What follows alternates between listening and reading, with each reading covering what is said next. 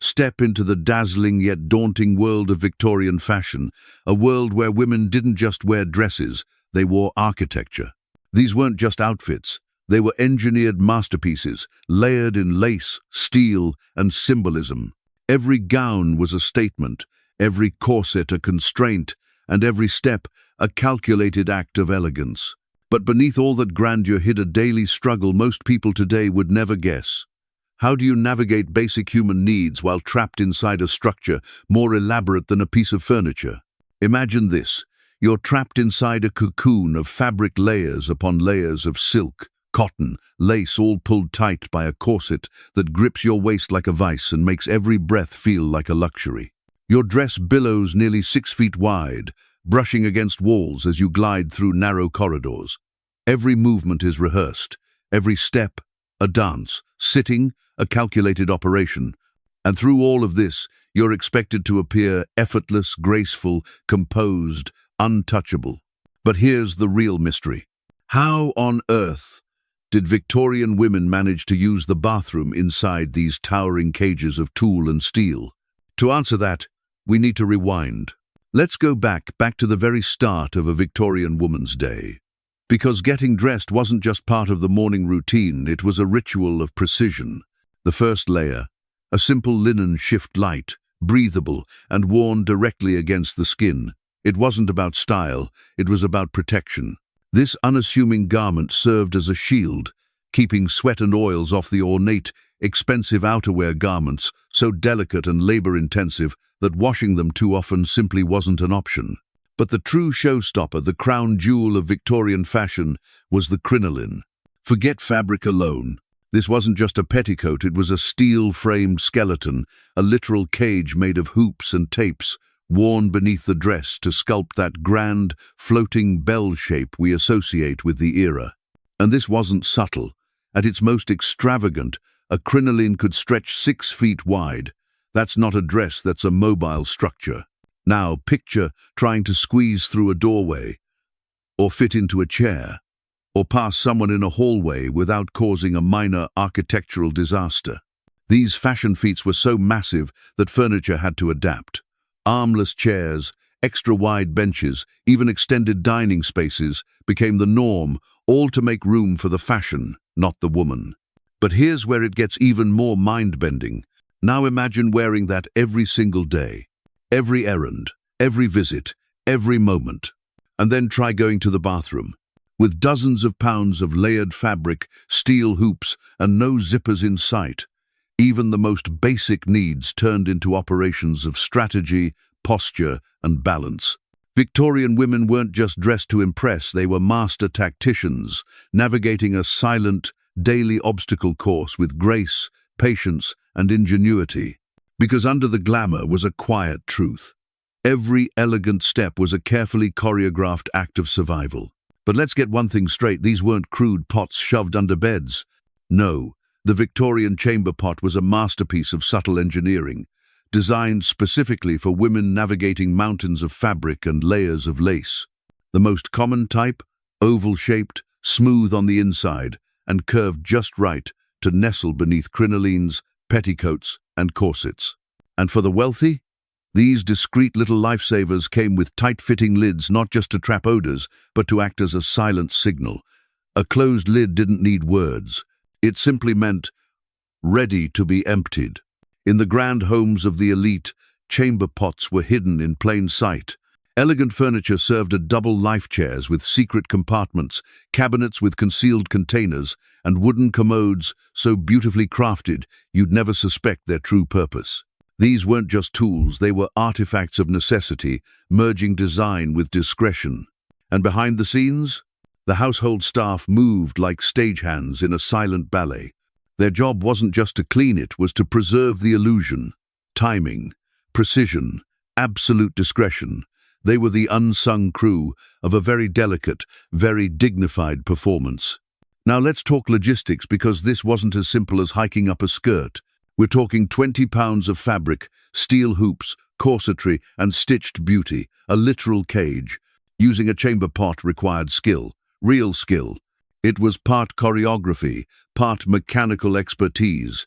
The pot had to be carefully positioned, Then, through precise posture, slight shifts in weight, and strategic manipulation of layers, the entire process could be completed without unfastening a single hook or button. No zippers, no elastic, just balance, grace, and training. At balls and formal gatherings, the stakes were even higher. Enter the retiring room, not just a powder room, but a fully staffed lounge where maids waited in the wings like personal pit crews. They assisted with lifting, adjusting, cleaning, all while ensuring their mistresses emerged, looking just as perfect as when they entered. Because in Victorian society, even the most basic human need had to be handled with theatrical finesse.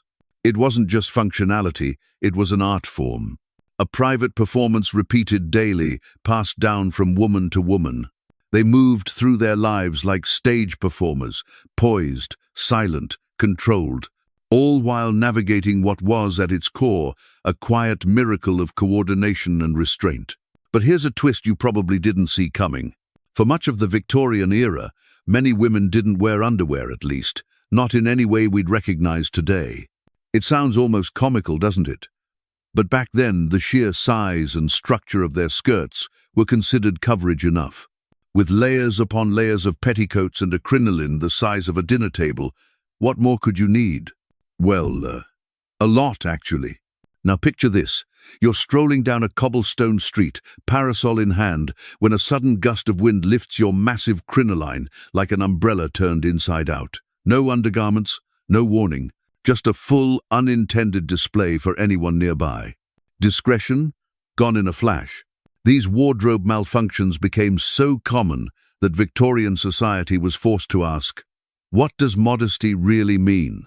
Enter the split drawers, a small, brilliant, and quietly revolutionary piece of clothing. These weren't your modern panties. Split drawers were essentially two pant legs joined at the waistband, with an open seam down the center. They offered coverage and modesty for walking and sitting, but with a clever design that allowed women to handle their most private needs without ever removing their layers. Elegant, practical, efficient. With split drawers, women could maintain their fashion and still manage the logistical puzzle of the chamber pot with less fuss and a lot more confidence. The upper class adopted them quickly, especially for formal events where bathroom breaks were not just private, they were orchestrated operations. But that was just one of many adaptations that allowed Victorian women to move with grace through a world of corsets, crinolines, and crushing public expectations. Managing everyday life in those towering ensembles required more than elegance. It took planning, skill, and near architectural knowledge of one's own wardrobe. And they did it all in silence, behind the scenes, as if it were the most natural thing in the world. Staying clean and composed beneath layers of fabric wasn't just about comfort, it was about dignity, especially in a society where appearance was everything. And without the luxuries of modern plumbing or disposable products, women had to get creative. Let's start with something simple. Toilet paper, it didn't exist. For working-class families, the solution was whatever was on hand. Torn newspaper pages, old catalogues, scraps of recycled paper. In rural areas, they turned to nature, soft leaves, moss, cloth rags. Meanwhile, in wealthier households, hygiene came with a touch of luxury. They used soft linen cloths, neatly cut into small squares and carefully washed with the rest of the household laundry. Reusable, refined, and surprisingly effective, these cloths became a subtle symbol of class. Speaking of laundry, it was an ordeal. Victorian gowns were grand, delicate, and simply not designed for frequent washing. Outer layers were preserved through brushing, airing, and powders to absorb oils and mask odors. But the inner layers, linen shifts, chemises, and yes, those clever split drawers did the heavy lifting. These were washed more often, protecting the ornate, expensive clothing worn above. Now, let's talk about something rarely spoken of: menstruation. No pads, no tampons, and certainly no room for mistakes inside steel hoops and bone-stiff corsets. So what did Victorian women do? They used what they had, a homemade cloth system known as the belt and pad arrangement. A soft belt tied around the waist held absorbent cloths in place, often made from flannel, cotton, or even natural fillers like moss or wool. Changing them wasn't easy. It required privacy, timing, and experience, all while managing daily duties or attending social events. There wasn't much written about it. Modesty kept it behind closed doors, but women learned through quiet teaching. Mothers guiding daughters, maids offering help, households adapting in silence. And somehow, through it all, Victorian women remained composed, dignified, impeccably dressed, moving with elegance while quietly orchestrating a complex system of hygiene, privacy, and survival under society's ever-watchful gaze. It wasn't just fashion, it was choreography. It was a quiet, everyday miracle, and no one even saw it happening.